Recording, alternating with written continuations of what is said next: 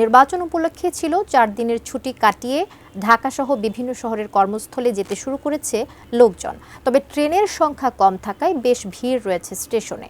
এই দুর্ভোগ নিয়েই কর্মস্থলে যাচ্ছেন যাত্রীরা। কিশোরগঞ্জ রেল স্টেশন থেকে আরও জানাতে যুক্ত হচ্ছেন প্রতিনিধি শফিক আদনান। শফিক আদনান, যেটি বলছিলাম যে ট্রেনের সংখ্যা কম থাকে, রেল স্টেশনে ভিড় আছে, এখন পর্যন্ত ভিড় দেখতে পাচ্ছেন কিনা এবং যাত্রীরা ভোগান্তি নিয়ে কি বলছেন?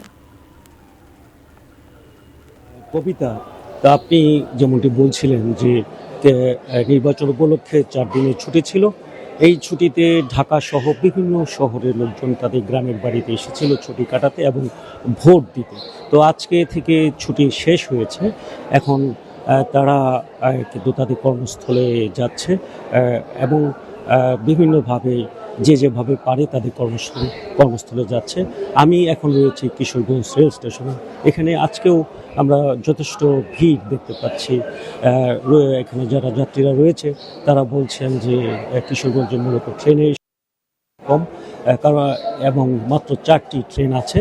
এই ট্রেনে কিন্তু তারা গাদাগাদি হয়ে টিকিট না পেয়ে তারা অনেকেই কিন্তু টিকিট পায়নি। তারপরেও এখানে স্ট্যান্ডিং টিকিট এবং বিভিন্নভাবে টিকিট সংগ্রহ করে তারা কিন্তু যাচ্ছেন।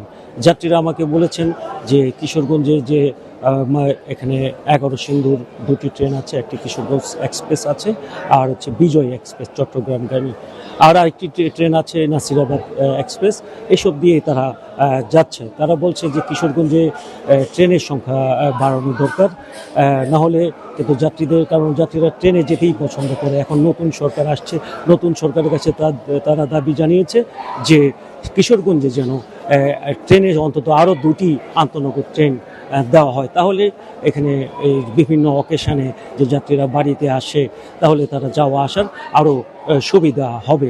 তো এই মুহূর্তে এখানে যারা আমাকে জানিয়েছেন যে গতকাল এবং এর আগের দিন কিন্তু অনেক যাত্রী তাদের কর্মস্থলে চলে গেছে। আজকেও অনেক ভিড় আছে, তারপরেও রোগীরা এখানে যারা এই যাত্রীরা আছে, অনেক রোগীরাও দেখছি যে যাচ্ছে অনেক কষ্ট করে, তারা ভোট দিতে এসেছিল, তারাও যাচ্ছে এই স্টেশনে এই ট্রেনে করে। এখন কিশোরগঞ্জ 11 সিন্দুর গোধূলি ট্রেনটি স্টেশনে দাঁড়িয়ে আছে, কিছুক্ষণ পরে এটি ছেড়ে দিবে।